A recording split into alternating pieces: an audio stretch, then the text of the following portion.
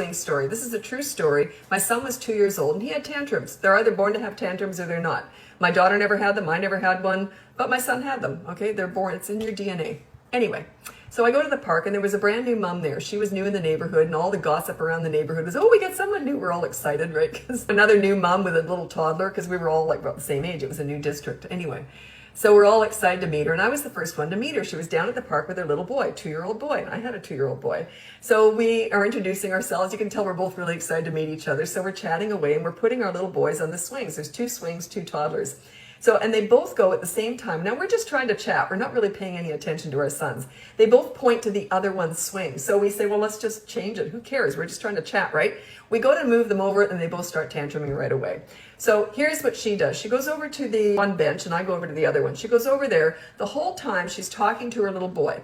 Well, you know, if you did the right thing, if you just waited, mommy would have put, so she's doing the mini therapy sessions. She's doing the best she knows how. She's trying her best to try and manage this tantrum, try and talk him off the cliff, try and discuss all his emotions, all his feelings. He's getting worse and worse and worse. The tantrum lasted 20 minutes. After that, this was her opportunity. I always say that you ignore the tantrum, then you ignore the crazy, which is the tantrum, then you reward the calm after the tantrum. So he's finished his tantrum and he's got the hiccup cries and he's going, and then okay, so here's what she did.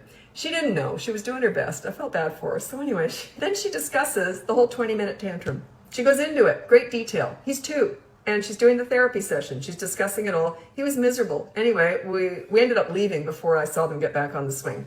But 30 minutes prior, when they both started the tantrums, here's what I did. I took my son over to the bench, and he was screaming and kicking like her son was. So my son instantly went, I put him on the bench. He went to run for the swing. I put my arm out right away. He knew me well enough to know that arm's not going to go away. He's not going to get back to the swing. So he sat back because he knew me by now.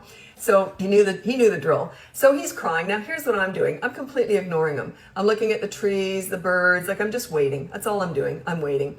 And it only lasted about 2 minutes. As soon as he finished having this tantrum, I said, oh, y'all done? Okay, let's go back on the swing.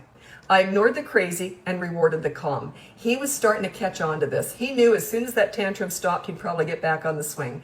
So anyway, the tantrum stopped, went back on the swing, and then for the rest of that half hour, I just felt so bad for her. She was doing her best, but she kept feeding it. Any attention is tantrum food. Whenever you're trying to talk them off the cliff, talking about their emotions, talking about anything, even eye contact, any attention is fertilizing that tantrum. So anyway, I felt really bad for her. My son was getting tired of swinging, so we went home, and they were still sitting on the bench. She looked like a rag doll. She was so emotionally distraught by the end of it. But anyway, that's the swing story. So, yeah. Now, the thing is that children are not going to learn this right away. My son was already starting to clue in. He was 2. He was starting to understand that mom is never going to feed a tantrum. He was starting to sort of come out of them. Now, they're not going to really stop having tantrums completely if they're that way inclined till they're about 3 or maybe 3.5. But they're going to diminish in intensity, duration, and frequency. So that's what I was working with. But yeah, they're not just going to stop having tantrums because it's in their DNA. It's just the way they deal with stuff. They can't handle those emotions. So anyway, that's that.